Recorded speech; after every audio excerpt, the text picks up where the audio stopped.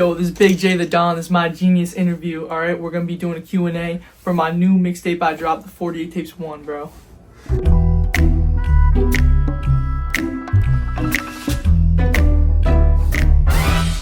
First question we have is, what's the reasoning behind it having that title with all that stuff in it? So I called it the 48 Tapes, right? Because it's my mixtape tape, right? And the 48 is supposed to be my address, where I'm from, right? And it's supposed to be like an introduction to myself and a little intro to my mind, going inside my head for a little bit, you know, and just feeling like an open introduction to who I am as a rapper, person, you know, my persona, my character sort of situation. And it's the first in a series where each series, addition to the series, is 12 tracks, adds up to 48. People wonder what's the diversity and very different sounds of each track was about. What was the purpose behind making it kind of a mixed bags? Was going for like a consistent inconsistency sort of thing where each track feels like a different genre or subgenre of hip-hop, you know, sort of me experimenting with different types of, you know, sounds, sort of genres, and doing different things, see what I like to do best, what people want me to do, and what I should do eternally, like, you know, ultimately decide what to do with my career. You posted on Instagram that you were going to delete some tracks once both projects drop. What does that mean? So I'm going to delete the mixtape Hold Up from all streaming services. It's going to be exclusively on SoundCloud on September 30th, right? And I'm going to delete all the holiday themed songs once the holiday EP drops, except for Blunt Rotation. That's going to stay up, the single version for that, because I have something else planned for it. Would you mind going a little bit inside of what each track is about? Not too in-depth, but a rundown?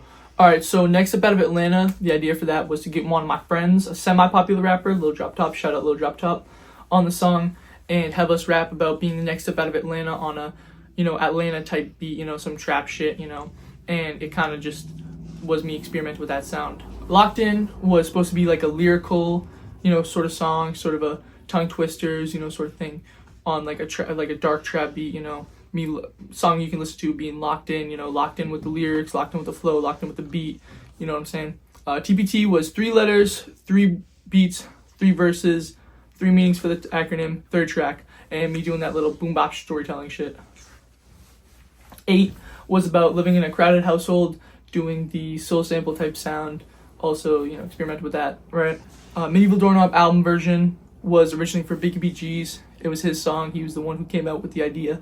And I was like, all right, let me hop on it, because it's based on my doorknobs, right? It was a running joke about how I had medieval doorknobs. And then it became stemmed off that. And I was like, all right, well, this is just my song and you can be featured on it. And he was like, all right, bet, we'll do that. And me experimenting with the opium type sound for the 3rd time. Previously with Valentine's Day's Look Kind of Stupid and Rip. Spencer's was originally for a collab album I did with Left Rack. You might know him. Was way back like a year ago. I wrote the Eric Cartman verse a year ago, and I carried it over to this album, this tape, you know, doing that like comedy sound, you know, the whole, you know, parody rap sort of thing I used to do back in the day, you know, and Nobody's Safe era from like 8th grade, which y'all might know me about. Concert Circus, it's just like, you know, fuck Central C, to be honest, like just fuck him, he's a fucking twat. You know, and I didn't like how white rappers were being perceived in the game originally, and that's my response to it, and my little diss track on a little clown type beat. Not to go off topic from this project, but what's the big deal with your holiday EP? So the holiday EP is basically just an idea where I drop a song each holiday for the entire year, and it just like put them together like Infinity Stones, you know, who remembers the Infinity Stones sort of thing, you know, you just put them together and you got like a whole entire project of just holiday theme songs, you know. What's your next release planning to be? Called Life of a Dawn, and it's supposed to be the first single to my 2nd mixtape, 48 Tapes 2. I wondered what the stance on the album cover meant and what the house was.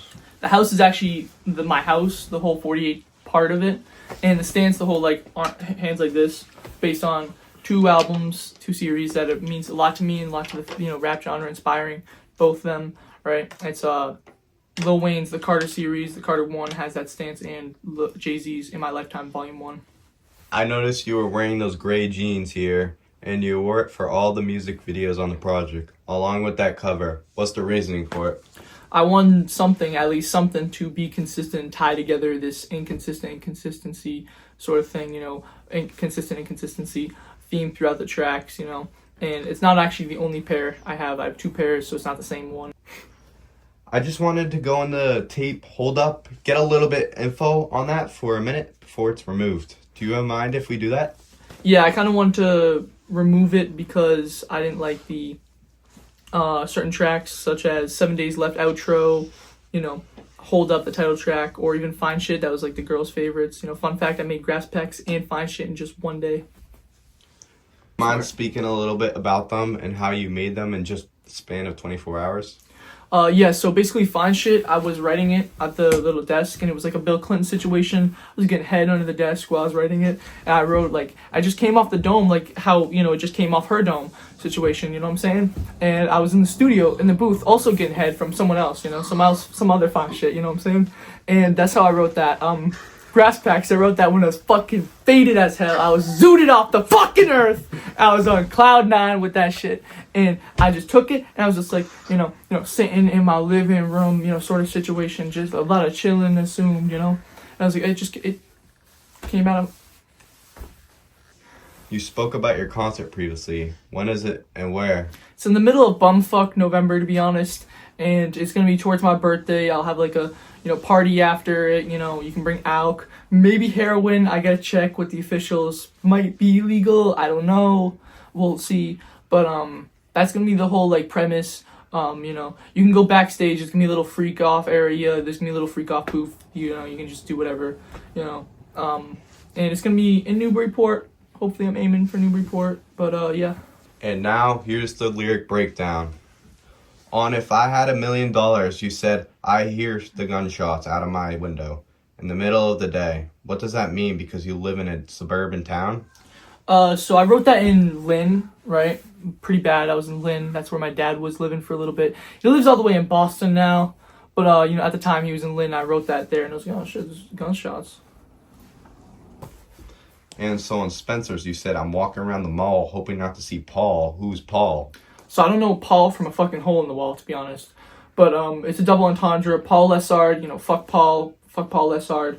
But that, and also Paul Blart, you know, mall cop. I was in the mall, so it's double entendre. In the song Rich Man, why do you say stuff about taking perks and then going berserk, then following it up with shout out Robbie Frost? So the whole, I just took a perk, I'm going berserk, shout out Robbie Frost. The perk berserk was a freestyle I sent to Robbie before I did the Star Spangled Banner 2. Before I released that, I wanted to get a video of him rapping, so I kind of gave him inspiration for that. He didn't want to go on it, and I couldn't find any like videos myself of him rapping, so I made a group chat with all his friends called Robbie Rapping to see if he had any videos of him rapping, you know, and it's still going on that group chat. So, how big is your disc size? About like 6 inches, to be honest. Is the 48 tape supposed to be like a sex tape because of the name having tape in it? Not really. I thought that was funny. Not really, but yeah, of course. Of course, it's supposed to be like a sex tape. Come on, fuck out of here. What do you think about John Pork's death? Free Sheldon Servant, to be honest. What do you think about illegal immigration? They're illegal, to be honest. That's the point. They're illegal. That's the point. And they stole my hours too. They took my hours, and just to be honest, get them out of here. Get them out of here. What do you think about Kanye's recent Twitter rants? I think he's been an inspiration for everybody ever since he's like set foot on a mic. To be honest, whatever he said has like changed the foundation and the structure, blueprint, everything of the way we perceive music, our lives, ourselves, everything since then, you know, especially now, what he's saying, you know, I agree with a lot of things he says now, you know, a lot of things he said before, a lot of things he says in general, I agree with. I think he's a very inspirational figure, you know. He's just, people just be saying, like, you know, Kanye this, Kanye that, and I'm just like, you know, shut the fuck up, you fucking queer, you know, like, you know, get the fuck out of here, you know, like, you know, Kanye saying he's, like, the pink polo, you know, pussy faggot, and I'm just like, oh, like, bro, what are we doing here, you know, it's, like, sad to see the fall of my king at such a, you know, pinnacle moment in my life. I needed him as much as he's needed us, to be honest. We've needed him, I've needed him as much as he's needed us, you know? And I feel like this is him expressing himself breaking out of his shell. I feel like he's been a Nazi since day one, but he's just been afraid to say it, and he feels confident now that he's famous. All right, and plus all the nitrous, and the nitrous, and like his, I gave my cousin head, that shit, and I'm like, dude, like, that's like good. It's like expressing yourself. It's like, sort of art, like I probably, I don't fucking know. Maybe you gave your cousin head. I don't know. It's not my business, to be honest, but the nitrous just probably didn't do well with that, and do well with the whole, like, Hail Hitler shit. And I'm like, like,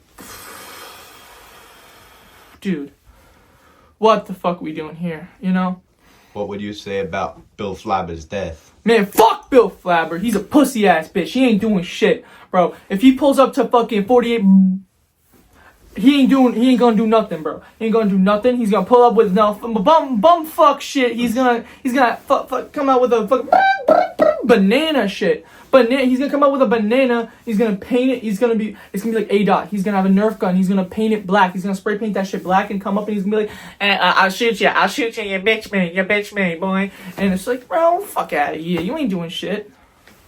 Do you have any inspiration or good-hearted ideas to guide others through life or through tough times? Goon, gamble, scroll IG reels, and hate on gingers always works out, It always works in my favor, What's some crazy elite ball knowledge? Probably the Wayne Nyack glove incident where I got sent up to the principal's office for no reason, apparently. They thought I was being racist because I wore a glove. That doesn't make sense. How would wearing a glove mean I'm racist? I mean, I'm not racist, to clarify. I'm not a racist. But basically, I don't know why they sent me to the principal's office for wearing a glove, but that's pretty much what happened. And it's like the whole Wayne Niagara situation is just like, can we get past this shit? So do you have any messages to the fans at all? Thank you guys for listening in, listen to the 48 Tapes 1, obviously all streaming services, and listen to Hold Up on all streaming services before it gets taken down, only on SoundCloud. And I'll also be doing a documentary for that soon enough, the day it gets taken off of streaming services. And see ya.